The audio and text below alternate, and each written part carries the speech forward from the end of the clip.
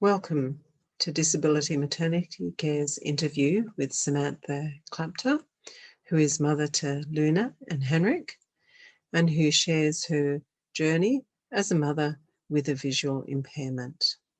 So thank you for making the time for us to talk to you. We really appreciate that, Samantha. Yeah, of course. I'm sorry so long. I'm glad that we are finally doing it. Yes, that's right. Yeah, because I know life gets very busy with two little ones, definitely.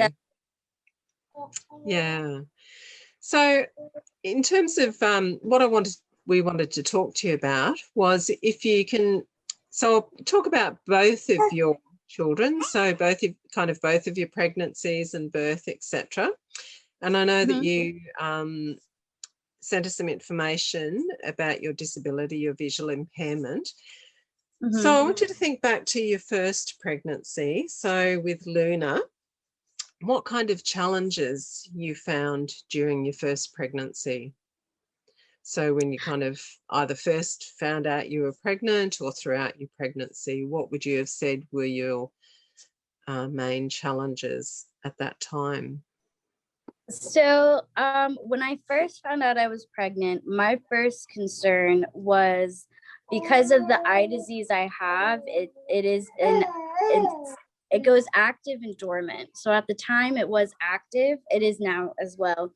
And my first fear was that my eye disease will kind of flare up even more and it will get inflamed and it could cause even more damage like after birth. Can you hear me? He's being a talky one. Just being chatty, isn't he? Yeah. That's all right. Yeah.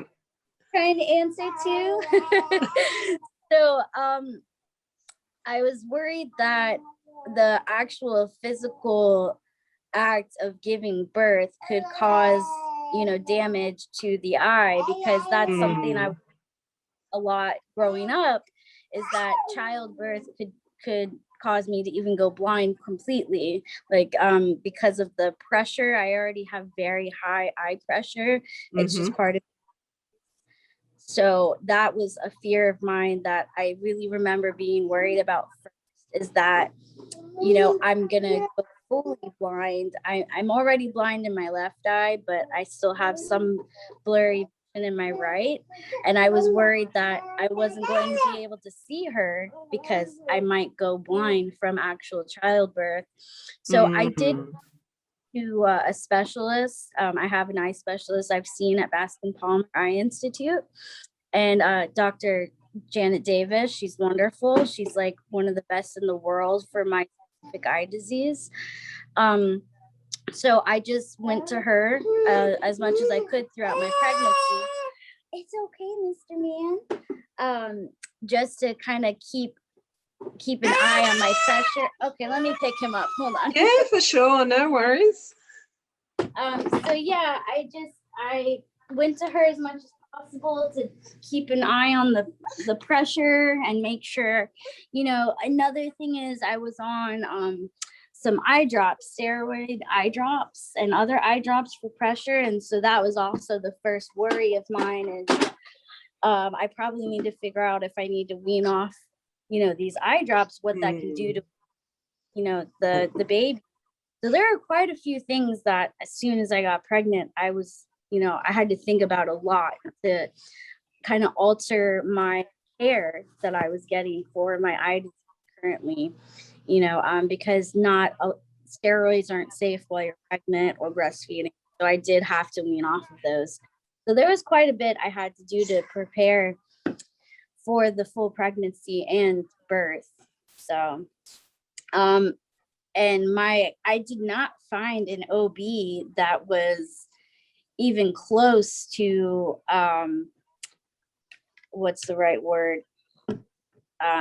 Didn't have any experience with blindness, with any. I looked in every OB I found in Sarasota, which is where I was pregnant with Luna, where I'm from, in Sarasota, Florida. Yeah. Find one that was experienced with pregnant blind women. So that was really difficult. How did you manage? So how did you kind of manage around that then, Samantha? I just kind of had to do all my own research and talk to, I had to talk to my eye doctor a lot. I really just had to find support online, mainly in a group I'm in of people with the same eye disease on Facebook. Yeah. I reached out to some people in there. I really just had to get through it on my own because any doctors that were experienced with mothers with blindness were too far for me to actually get care from. A lot of them, there were some in Tallahassee, Florida, because there's a huge blind community there. And that was many, many hours away from me.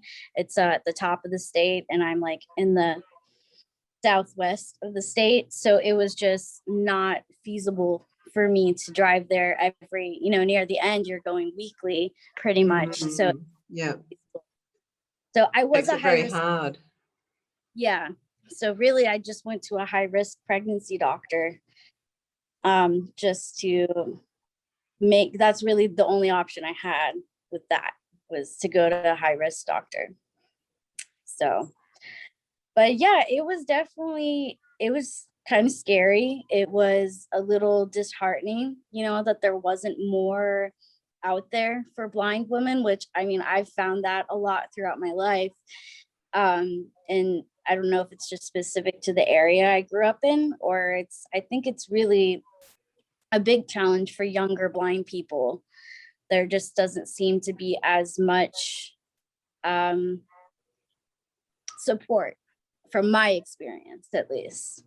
I think you're probably not alone in that. I think that for many women with visual impairments in different countries, that can be quite challenging to get that kind of support, the right kind of support. Yeah, definitely. Because I mean, even getting, transportation wise, it's harder for me to ride the normal transportation because of my vision, and being pregnant and impaired definitely adds more dangers, because I do run into things, my depth perception is off, and peripheral vision either. So I do run into things. I'm a lot more careful when I'm holding one of them. I have a cane. I do have tools to help me, but when I'm out of my comfort zone, that becomes even harder than normal. So if I didn't have someone with me to help me, it's a lot harder, because I think people are like afraid to step in and offer help, almost like they think that they will be disrespectful, or it's just kind of the mentality people have, is just like to just stare instead of help. I don't know. Yeah. More talking about like after I had Luna and I'm going to, doctor appointments for either myself or her. And if for some reason that day I didn't have help, and you see a woman with a cane and very clearly visually impaired holding a car seat with a newborn, and it's like, it's not easy to maneuver. It's really not. And it was a huge learning experience, and it definitely built a lot of strength and character in myself, of really seeing what I'm made of, on the days I had to go to those appointments alone and see the reaction of other people. And that was just something that was really interesting. Sorry if I jumped off topic there. It's all just No, that's fine. I mean, as I said, it's going to be kind of a bit of a chat, really. It's not too formal. So, yeah. So I think, the important thing is, sorry. I just had like memory after memory talking about all of that, the doctor and, maneuvering and all of that. So it's definitely a challenge. Yeah, I might come back to that after Luna was born, but yeah. Can I just sort of go back to sort of like during your pregnancy with Luna and like with the birth and preparation for the birth? How did you, I guess, navigate? Did you have information like antenatal information and education materials that were suitable for you, or how did you kind of navigate that with your visual impairment? Honestly, I really looked for that kind of information, and I even would bring it up at my doctor visits, is there anything you have informational wise to help with preparing with my situation that I'm visually impaired? And usually the answer was, I don't know. So Okay. I did do a lot of my own research of everything. I got an audiobook of it was Ina May's I don't remember the exact name of the book, but it's Ina. Have you ever heard of Ina May? She's Yeah, that an omega natural. skin. Yeah. Yeah, so I did read that, listen to that to prepare myself for like the actual birth, because I had a lot of friends that had babies, but I wasn't really experienced in the whole process. Like, I really didn't know how each month was going to go and all of that. And so I was really thrown into it just on my own. Like, I just had to figure it all out by myself. And I did have a lot of what's the right word? A lot of like curveballs, because I did get some inflammation. There were some times where my eyes got very painful. It was from being pregnant, all the different hormones and everything that it definitely affected my eye disease and my eyes. I mean, for some days where my vision's already blurry, but it's like later in the pregnancy, it got very blurry. And I had no way to prepare for that because no one had the answers for me when I would ask, even my eye doctor, because there's just not a lot of, there's not a lot of, I guess there hasn't been a lot of research done on it. Maybe just stuff I didn't find, but from what I could tell, like there was no documents of, women with similar eye disease and what they went through pregnant. Like you can go online and find a lot of research about people with, I don't know, diabetes that are pregnant. Yeah. There's lots of research on that because it's something that's very common, but not so much, an inflammation eye disease. So it was a whole lot of new ground that I just had to figure out as each month went by. And that was on top of just the whole new experience of being pregnant and becoming a mother alone is already so new when it's your first And child. challenging. That's right. Yeah. So I was not only learning what everyone learns, but on top of that, learning how to navigate my eye disease and pregnancy and all of the little things that you don't think about, that just like the nesting phase.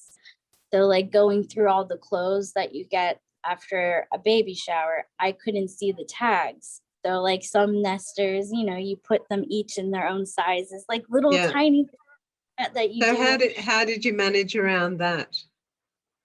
I would either ask for help from like her dad, or my mother works a lot, so she's a very busy woman. She's a mental health counselor and she works for FEMA, so she gets deployed a lot.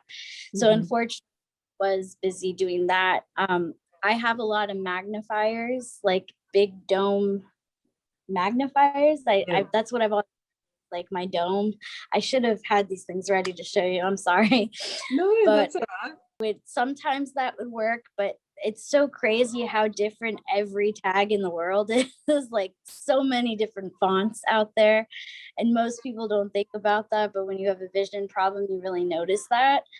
So I would take my phone and take pictures and just blow it up as much as I possibly could, just to see the size of the onesie or the size of the sock, just to be able to put it in, in a way that will be easy for me when she's here. So those are things,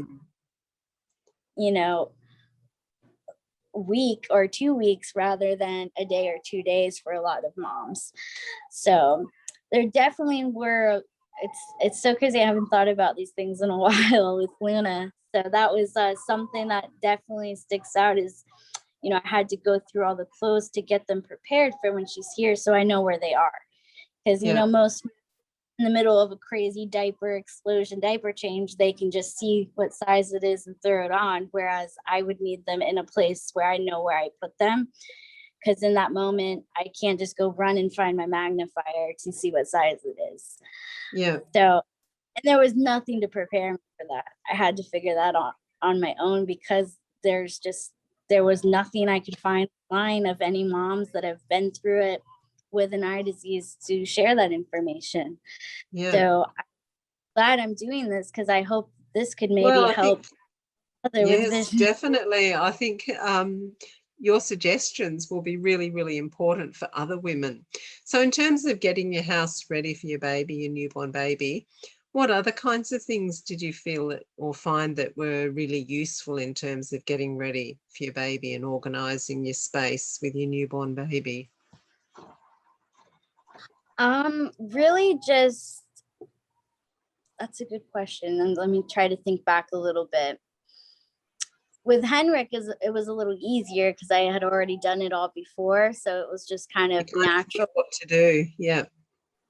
Luna, though, I mean, it was similar to what all mothers do of getting, you know, the nursery ready.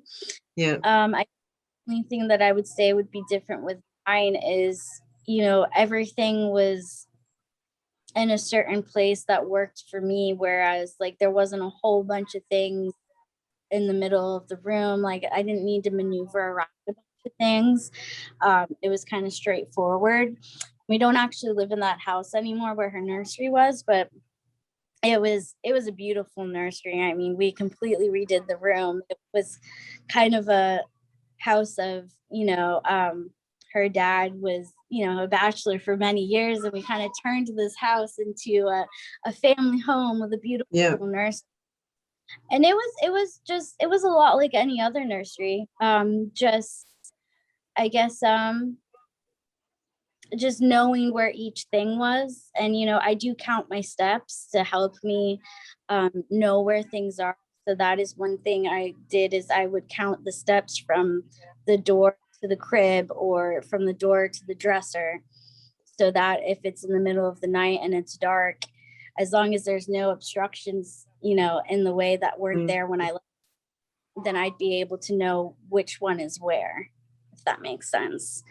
So that is that's always been helpful, is in a space where I'm going to be at a lot, I do count my steps in my head. I don't think most people know I do that, because I do it in my head. Yeah. No, that's understandable. Definitely. Yeah. So were there any other things that you think would be really helpful for other mums like yourself to know in terms of getting ready and being preparing for your baby?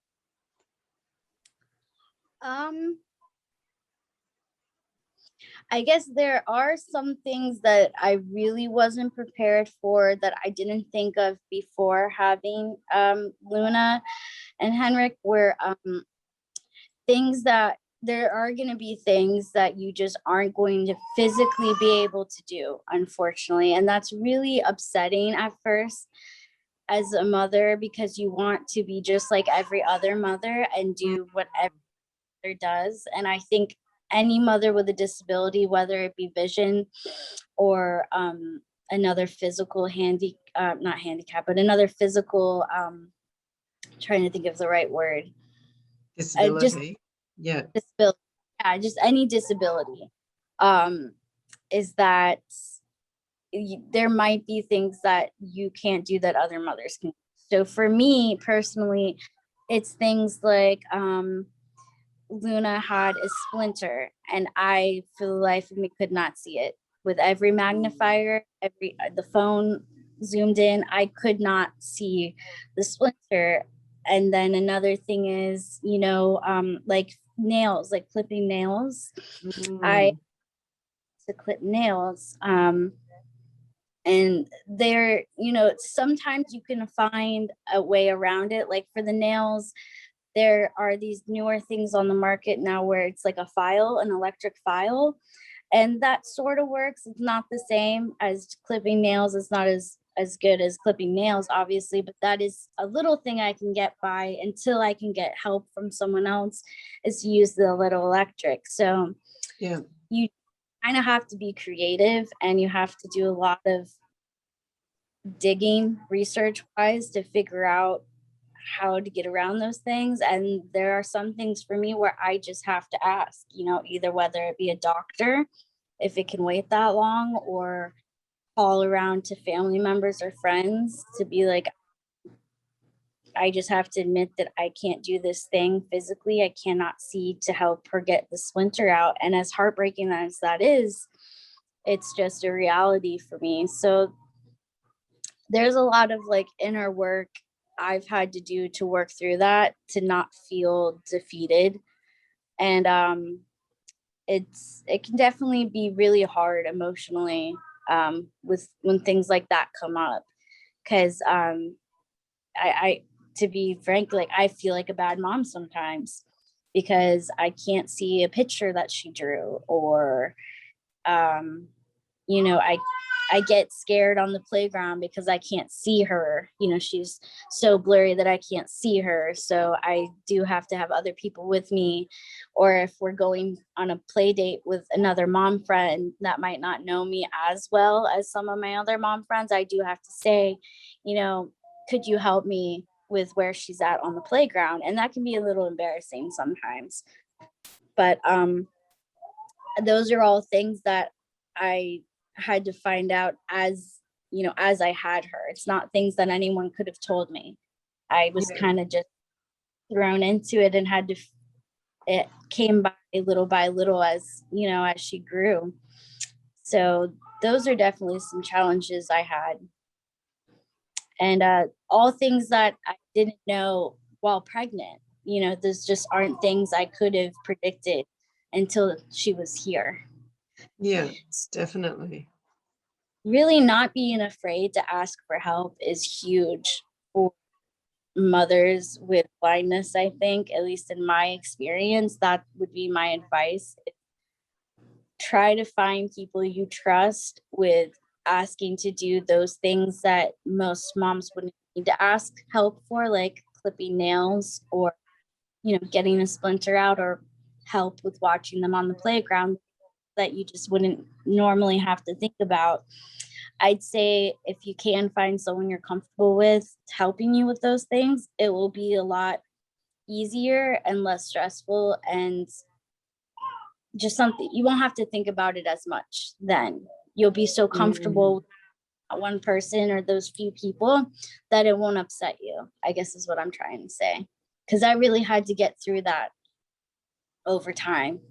Yeah. So what I'm hearing you say is, like, kind of during pregnancy, it's really important to kind of organise your support group, your supports for after your baby's born, so that then you can actually call upon that support when you need it. Yes, definitely, because that is something I didn't prepare for as much, and I wish I would have. I did with Henryk because I knew, but that is something I would definitely say if you're pregnant and you have a vision problem or even any disability, having that support you really trust with everything, and that you're not afraid to talk to about some harder subjects. That would be important to me to say to another mother that's pregnant. Definitely try to build that support system, because it makes life a lot easier later on. Yeah, yeah. And what about with Luna and Henryk's birth? How was that as an experience for you within the hospital system? How did you find that? Did that provide any particular challenges, and how did you navigate those challenges? So it was challenging for sure. With Luna, I actually remember one nurse in particular, I'll never forget what she said, is that she basically asked me how I could be a mother when I couldn't see to sign one of the papers. They had a bunch of paperwork to sign in the hospital, and she made a comment that if I couldn't see to sign this paper, how am I going to see to raise a child? I about jumped out of my skin, to be honest. Yeah. Sorry, I'm just You okay? Yeah. Do you yeah, need to pause, or are you okay? he's just fussy. He's okay. I'll nurse him as soon as we're done. But Yeah. he's a very baby. He's okay. He's talking. Um yeah, so that is like almost bringing tears again, but I was so taken back by that. Yes, of And course you would be. I've heard it all. I've heard a lot of negative, terrible things that people have said over the years, especially becoming a mother. I even more recently, a therapist of Luna's, like a play therapist type of thing. She it's a program that she was in. And she came into the house and was doing therapy with her, and she said something similar, even though Luna was, I was pregnant with Henryk and Luna was already 2 years old, and she's saying that almost the same thing. And I'm like, I mean, I have one child, I'm pregnant with another, I think I'm okay. I think I can Yeah. see well enough to take care of them. And there are fully blind mothers and fathers. You do not have to have vision to love your child and take care of your child. That's right. It's sort of hard to believe in this day and age, isn't it, that people still make those kind of comments?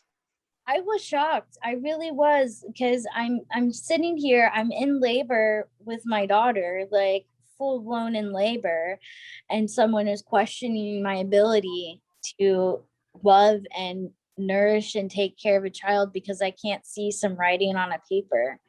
It's just so senseless and mean, really. But it's just my experience with the labor and birth is that it was pretty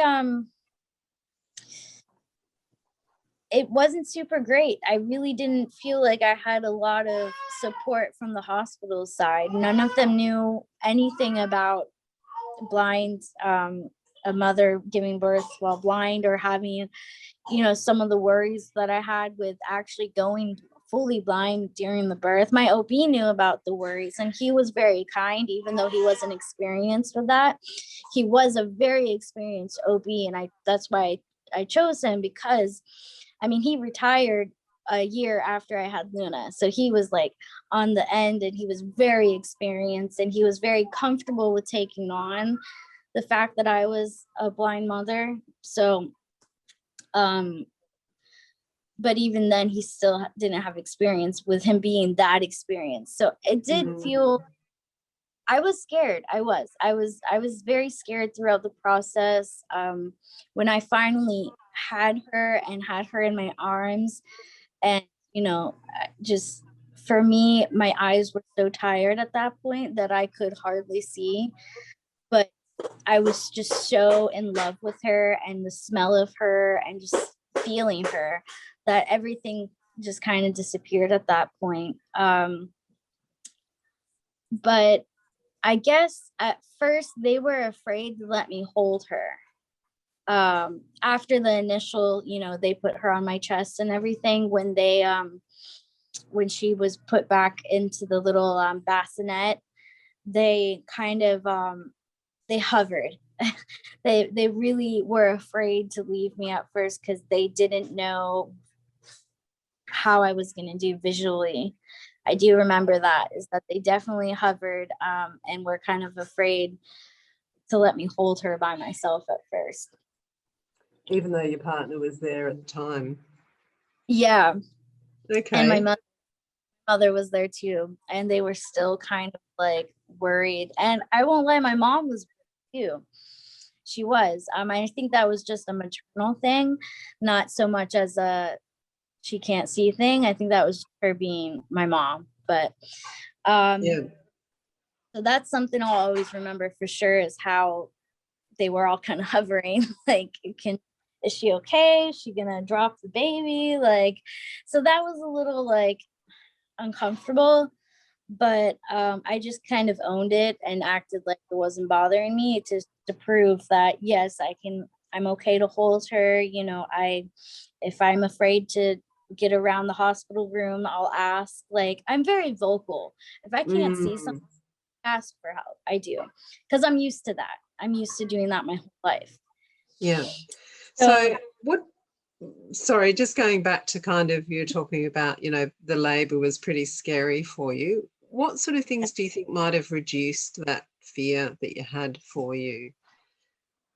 Do you think it was kind of I guess the feeling scared that many women have when they're having a baby the first time? Or do you think there were additional factors that contributed to that for you?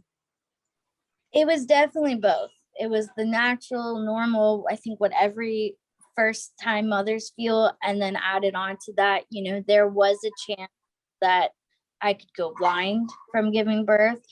So that was definitely in the back of my mind the whole time. Even if it wasn't in the front at that moment during labor, it was still there. So Yeah. that was really kind of hard to prepare for, to be like, am I going to see my child? Am I going to be rushed to like have surgery as soon as I have my child? Like that was a there was a chance that I could have ruptured. I can't remember the exact name of it now, but there was something in my eye that could have ruptured from the pressure. Mm-hmm. And I would have had to have surgery at that point if that happens. Like not right then and there, but you know, within a few days I would have had surgery.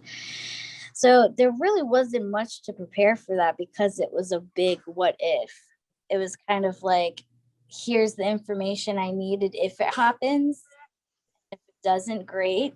And it didn't. Thank God it didn't. But so really I just had to be ready, I guess, mentally. Yeah. I don't even know in it, because there was just no knowing. There was it was like literally 50-50. That's what the doctor told me. It is 50-50 that you could go blind during labor and childbirth. So I think I can certainly see that would have added to your fears during labor. Yeah. That's scary. I did call my hospital a lot. It was, you know, pre-pandemic, so you could go in and have tours at the time. Yeah. But it's different now. Everywhere it's different policies. But then before pandemic world, I did go on tours. You know, I talked to the nurses. I was very vocal. The thing with that is, you know, there's so many shift changes. So even though there might have been one or two nurses that I had actually talked to and seen during my labor beforehand, there are those few nurses, like the one that made the terrible comment. So I guess my advice would be to really get to know your hospital, call them and ask their policies, ask them what they do if this happens, or, you know, have they ever had a mother with whatever disability you may have? Is there certain doctors that might be more experienced? You know, those are all things I did call and ask. Unfortunately, with the hospital I gave birth, they didn't have a whole lot of experience. So they just kind of, I just had to figure it out on my own. But I know that there are hospitals that are experienced with some disabilities. Like in Tallahassee, there was a hospital that had more experience with blind mothers, and it just wasn't feasible for me to get there and give birth there. So that would be my biggest advice, is calling the hospital, going to visit the hospital if possible, getting to know your doctors and asking the questions that are hard, and just being really open to try to get as much answers as you can, so that you are prepared. Because I mean, you're not going to be prepared with everything, because life likes to throw stuff at you that you're not expecting. Definitely. But just as much research and questions you can ask, that would be my advice for sure. Mm. And make sure you have the things that you need, that, you know, everything that you would need at home, bring with you. I had a huge hospital bag. I'm not gonna lie. I packed everything I needed, you know. So if you need canes or magnifiers, or like anything you may need that helps you at home be as comfortable as you can, bring it, because, you know, you want to be as comfortable as you can having your precious new baby. and anything that can help you, bring it with you if you're able to. And if you can't, maybe figure out a different way to give birth. Like, I really wanted a home birth. I really, really did. And I think had I not, I had to have a hospital birth because of all the issues that could have happened. So I mean, that wasn't an option for me. But if I would suggest for mothers with blindness that don't have that fear of actually, the inflammation problem, if you're just a mother that has blindness and there's no fear of that, I would suggest having a home birth if you are healthy and you are able to, you find a good midwife you trust, and that's something that you're comfortable with, and you have like a non-high risk pregnancy. I think that would be a lot better for mothers to do it at home in their safe area that they can see and not have any fears of tripping over that medical equipment. I think that would probably have been a lot nicer for me experience wise, to have people that were willing to come into my home and get to know me more rather than the kind of hospital setting. So did you, I think that's a great suggestion. And obviously depending on the circumstances for the woman, and I guess medical factors. So, sorry, I was just going to ask you something else, which I've forgotten now. It might come back to me. Sorry? I said, sorry, I rambled on there. I keep No, that's great. That's great. Yeah. I'm just having a look or thinking about some of the other ideas. So when you went home, how long were you going to stay in hospital for? That was what I was going to ask you. How long did you stay in hospital after Luna was born? Luna actually had to stay in pediatrics for a week. She just was having kind of some trouble breathing and getting used to breathing. So they monitored, and she was a little jaundiced. So she actually, unrelated to, my eye disease and stuff, she did need a little help in the beginning. So they just monitored her. So she was in the hospital for a week. I got to stay in the room with her. She never left my side. So, and so that was a little different and unexpected. So we literally lived in the hospital for a week. So, and that was definitely challenging on its own because I was out of my comfort zone, but I think I had some really wonderful nurses. Well, she did. They were her nurses. The difference between the nurses and like the actual labor and delivery to the pediatric wing was like huge. They were so nice and so understanding of my vision impairment. And in the pediatric unit? Yes. Okay. And there was one nurse I had any issues with that was kind of like, snooty about my vision. All the other ones were very sweet. And I even remember her one, Tammy, was just like the sweetest girl in the world. She was very young and like just starting her nursing career, and she was just so. And so that was definitely a more enjoyable experience, where the nurses in the pediatric, they were very sweet and understanding and very helpful. I mean, there was another nurse that was just like, asked me like, do you need help learning this or this? Or like, she was just like hands-on, like, what can I do to help you? I've never met a mother with blindness. Like, I want to know everything I possibly can. That was really inspiring to have a nurse want to learn for like if there's ever another mother that has a vision impairment, she wanted to good of how she can help me. So that was really cool. I did like that a lot. So it sounds like that you thought the nurses, were they nurses or midwives in the birthing and maternity area? Both. I think they were mainly nurses. The hospital it wasn't like a birth center, it was an actual hospital. Yeah. So it was like labor and delivery nurses are called here.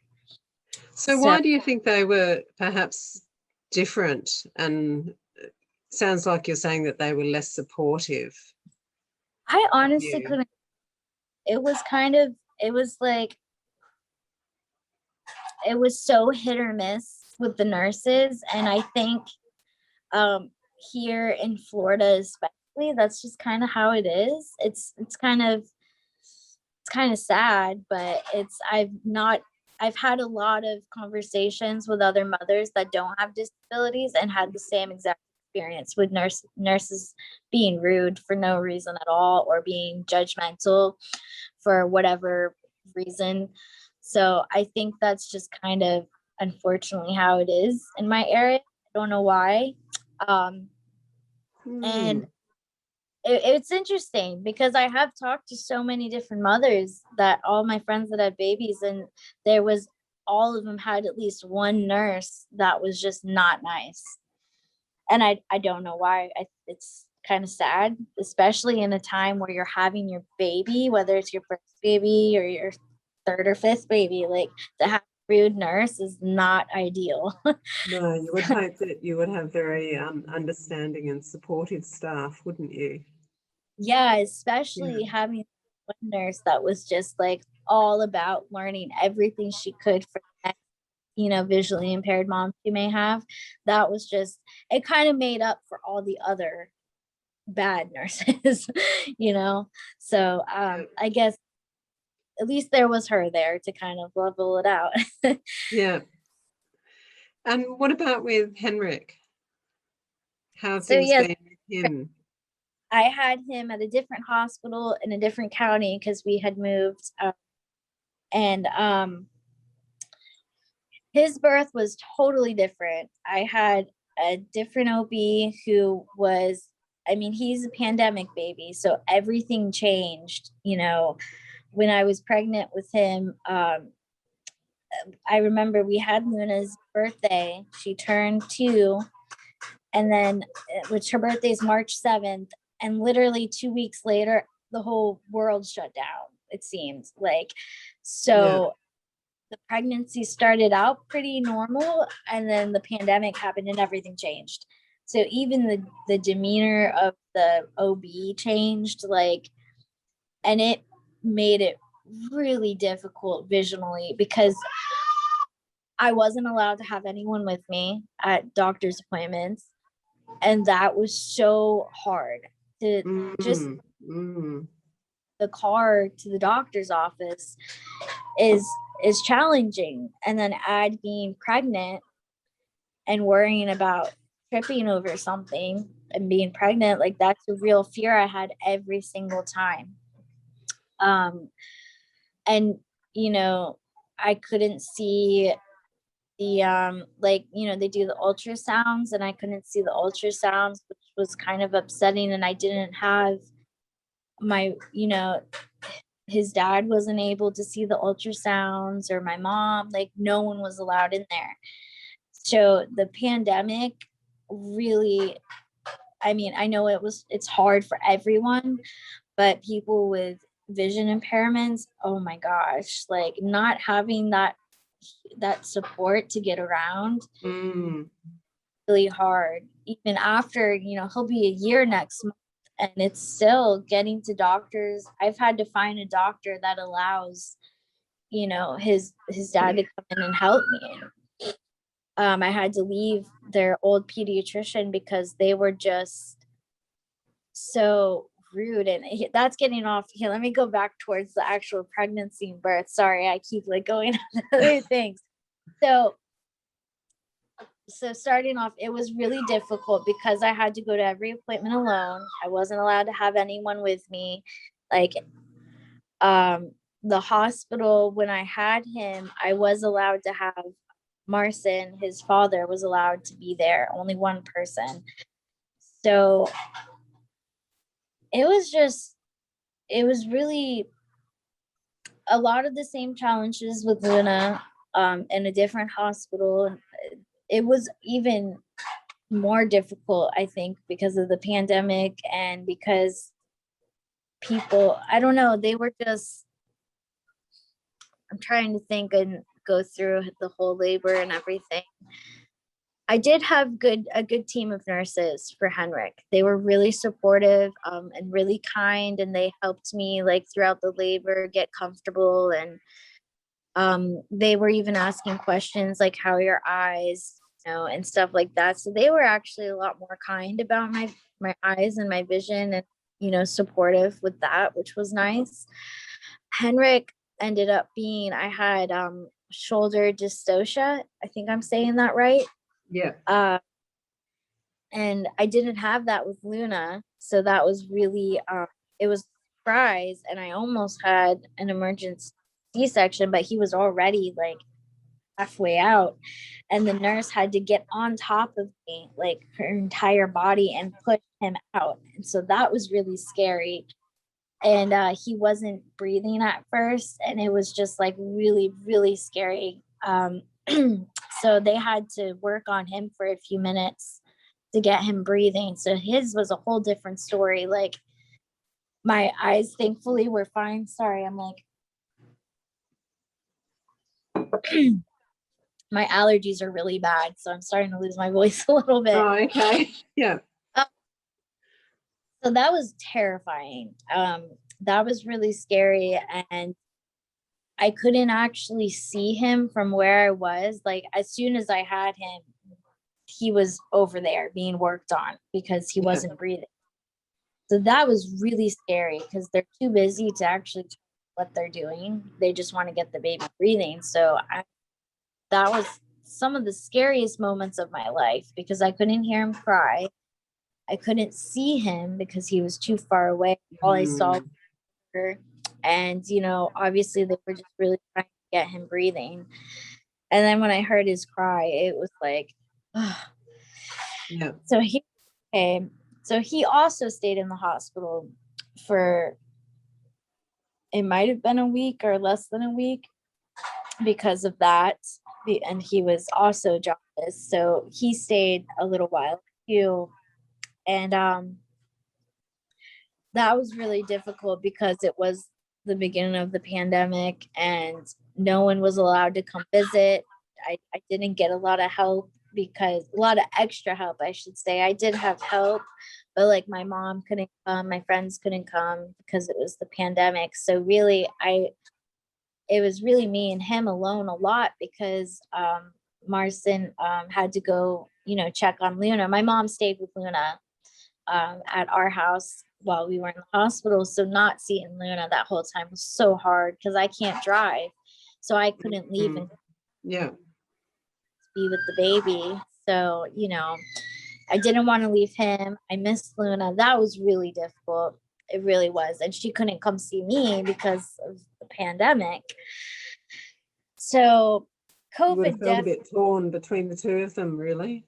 Yeah. It was, that was definitely really difficult because it would have been difficult for any mother really, but not being able to just get in my car and drive and go see her real quick made it even more difficult. And I felt a lot of guilt during that time.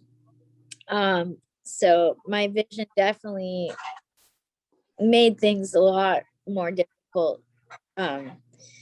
Adding on to everything with the COVID, it was just even more difficult because I couldn't just get in my car and go see her since I can't see to drive. So there was something else I wanted to talk about while in that hospital and now I forgot. It will come back to me probably, but yeah, so it was pretty similar to Luna's, you know, pregnancy and birth, with them not being very knowledgeable about mothers with vision loss. So I was a lot more prepared myself since I've already done it.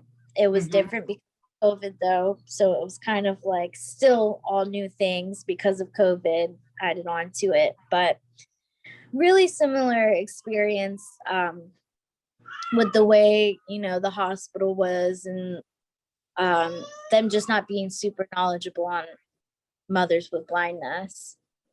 So if you were to give some advice to nurses or midwives around how to best provide care for mothers who are blind, what would your suggestions be for them?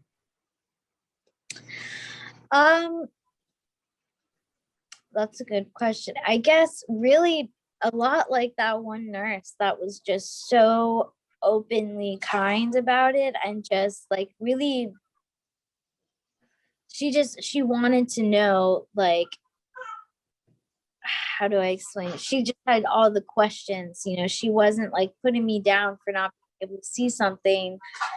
Didn't like, I'm trying to think of the best way to word it. So seeing you as perhaps the teacher and the person with the knowledge to then share with them.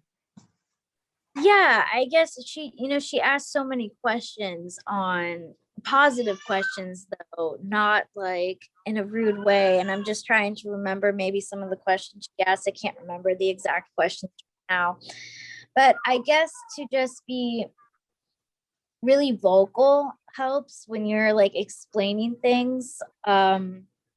So like when the lactation consultant came in and they were trying to teach me how to use the breast pump, for example, I couldn't see the breast pump very well and all of the different pieces, and was kind of scared to like get in there and help me. So I guess like not to be afraid to like touch and like show physically, like taking things and physically Getting you to doing it. feel them. Yeah. People with vision loss are very tactile. So I guess my advice would be not to be afraid to like touch that person and like help them, like hold their hands and have them feel, like for a bottle, for instance. It might sound funny, but if she's a new mother and doesn't know much about bottles, to hold their hand and have them touch each part of it, or of the breast pump, or whatever it is that they are needing to learn, even if it's the baby themselves, like touching all the different parts of the baby to explain something, like be really tactile and hands-on and explain it, vocally. Or if there's like paperwork, to not like shun them for not being able to see it. That's a big thing. If there's a lot of paperwork, just read it to them, take the time to explain what's on that paper if it's important.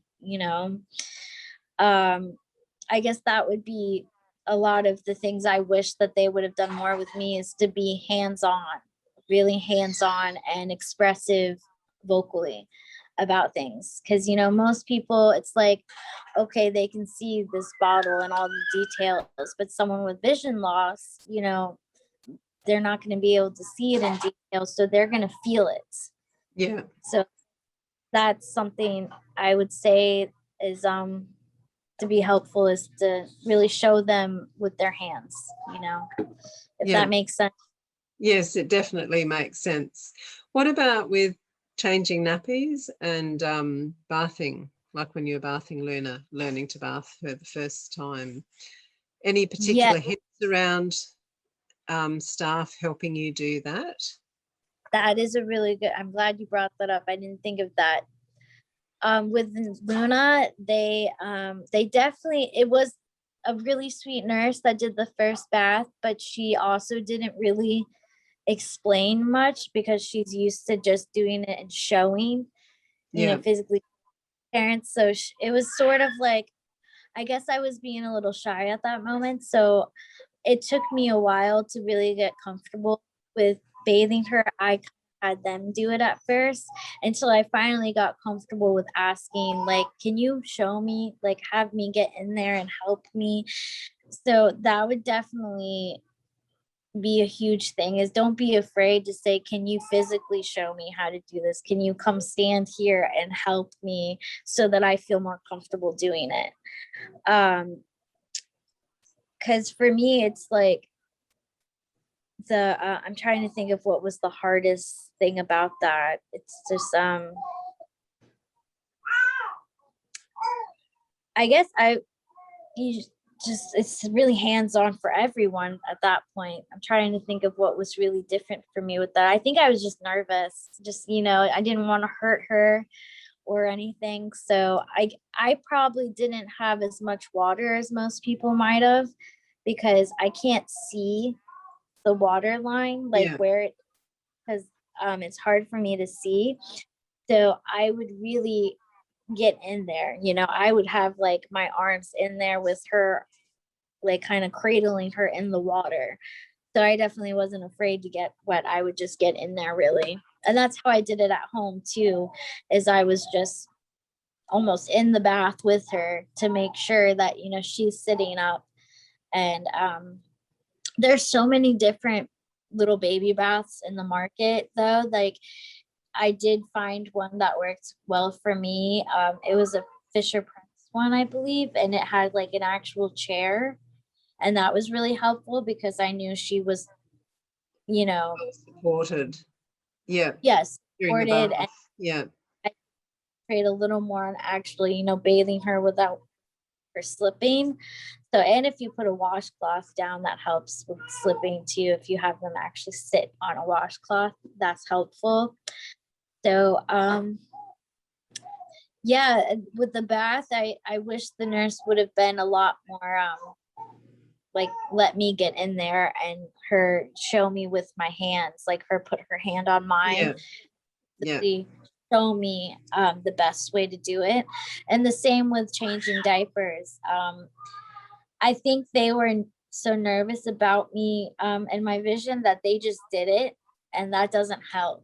I know it, they think they're helping that, but that is one thing I remember is that at first they just changed her for like the first day or two. and until I was like, I'm gonna be doing this at home. Like I have changed a baby diaper, not my own and not so little, but so that was something I had to be vocal with as well, is like, you know, can you physically help me the first few times so that I am comfortable with it? Because I was worried that like maybe I won't get everything, you know, wiping wise with the dirty, you know, number diaper. And then unfortunately, I will admit she did get a little rash in the beginning. And I don't know if that was just her sensitive skin or if it was because maybe I missed some. So my advice with that is to really make sure you get the whole surface, even if it seems like it just might be a number one diaper. With when you have vision loss, it's hard to tell. So just I did all the whole surfaces to make sure, you know, every time. Yep. And you know, just to make sure that there's no rashes starting because of that. And there's so much to go into that when you have vision loss. You just really have to make sure you get the whole everything when it's bathing and all of that. So it can definitely be difficult in the beginning. It's pretty scary and it's hard, but once you get the hang of it, it's just like any other mom, it becomes second nature at that point. Yeah. You learn to do it, don't you? Yeah, and in your own way too. So but yeah, you just ask, not be afraid to ask to have them show you. That would be my biggest advice in the beginning when it comes to bathing and changing diapers is for the nurses, don't just do it for them, you know, show them. And for the mothers, ask to be shown if they are just doing it for you because they're nervous.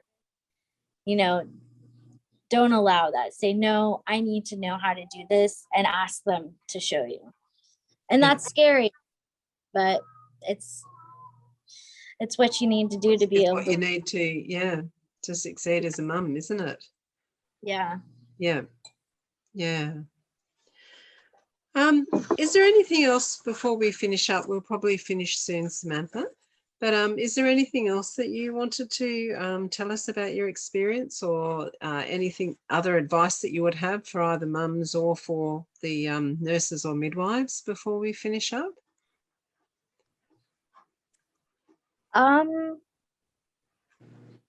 I think I got into a lot of it, actually. I can't really think of too much other than, just be kind to, just because someone has a disability or, might not be able to see or walk or whatever it is, you don't have to treat that person like they're fragile or, don't talk like they can't hear you. Like, that's things I ran into over the years is, I'm just as good as a mother as the next person that doesn't have disabilities. You don't have to talk down to me like I'm lesser than, don't talk down to people because they're different. And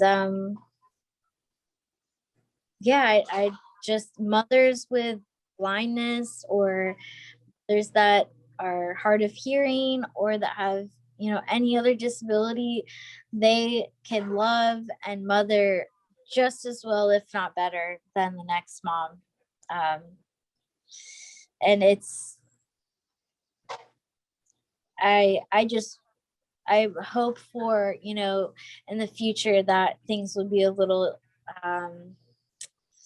more equal for mothers with disabilities and have more things. Like what you're doing is incredible, and thank you for this, because there's not a lot of people doing what you do, and I'm so happy that we cross paths to be able to learn from each other and to get this out in the open for, because when I was researching for any kind of blind mother, any information, it was zero. Like, there was hardly anything out there. So I really hope that more people can, start doing this and get it out there, because there are blind mothers out there, on whatever spectrum, whether it be, in my case, I can sort of see in one eye, or, there are some mothers that have zero vision, and That's right. they shouldn't be afraid to have kids or be the best mother they can, because they love just great as any other mother. But, the thing is that, whether you have a disability or you don't, everybody needs support, don't we? Having had 3 children myself and 3 grandchildren now, everyone, all of us need support, and we want to be treated as individuals, don't we? I think. Yeah. Yes. And that's, I guess I would also say to other mothers and midwives is, don't be afraid to lend that support too. Like, if, for me, like I said earlier, like struggling to get through to a doctor's appointment or the grocery store, if you see a mother struggling, whether she has a disability or not, like, don't be afraid to lend a hand, grab that thing off the shelf, or, ask if that mom needs help with anything. I think that as a community, we could all be a little more helpful to each other, instead of the whole, like, turn your cheek and walk away or just stare. Like, Yeah, I don't know. definitely. I'm that likes to jump in and help in a respectful way, not in a demeaning way, but in a like, hey, I want to help you way. I don't know how to explain that more than what it is, but there have been times where I wish someone would have stepped in and helped me, here and there. So I guess not to be afraid to ask or give help. I think some people think it's like being disrespectful to help. And I guess there might be some people that don't want help, but in my situation, there were many times where there were people around that could have helped and didn't. So I guess, I don't know, that don't be afraid to help each other out. Yeah. Yeah, I think they're very wise words, Samantha. And I think, you're a great advocate, and I think you'll be a great advocate for other mothers, which is wonderful, because I think that's, it's so important to hear from other mothers in similar situations to ourselves, to sort of know that someone's already kind of been down that path, and, what's worked for them and what hasn't worked for them. Yeah. So I really appreciate you taking your time today, Samantha, Yeah, talking to us. Yeah. Yeah. yeah. So glad I got to do this, and thank you for using your platform to be an advocate for mothers with disabilities. I love seeing everything you guys share. It's a wonderful thing to do, and I love sharing your stories too. And if there's any other time you want to do another interview, I know it was a little hard to get me on here because of having little ones this young, 3 and a year old. I mean, it's hard, but I would love to do it again if you have any other questions. Yeah, definitely. Well, maybe we'll think about something, for the future around, sort of parenting and preschoolers or whatever it might be. Yeah. Yeah, because that's a whole other thing I'm learning now. Yeah, Getting in that that's right.